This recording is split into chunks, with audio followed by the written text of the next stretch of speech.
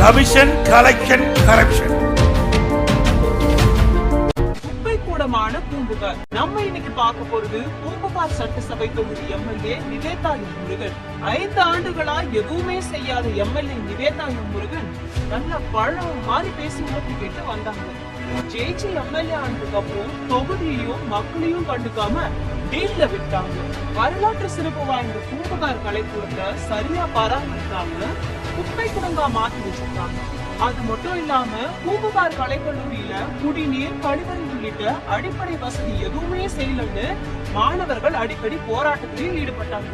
விவசாயிகள் பிரச்சனைக்கு எதுக்குமே செவிசாய்க்காத எம்எல்ஏ காவல்துறையினரை வச்சு போராடின விவசாயிகள் மேல அடக்குமுறையை ஏவி விட்டாங்க. இந்த தொகுதியில சாலை வசதிகள் எல்லாமே படு மோசமா இருக்கு. அடிப்படை வசதி தான் செய்யலன்னு பார்த்தா கொடுத்த வாக்குறுதியை கூட நிறைவேற்றாம இருக்காரு எம்எல்ஏ நிவேதா முருகன். தொகுதியில மருத்துவக் கல்லூரி இல்ல, இளைஞர்களுக்கு தகுதியான வேலை வாய்ப்பு இல்லைன்ற குற்றச்சாட்டை முன்வைக்கிறாங்க. நிலமற்ற ஏழைகளுக்கு பட்டா கொடுக்கணும்னு ரொம்ப நாளாவே கேட்கிறாங்க.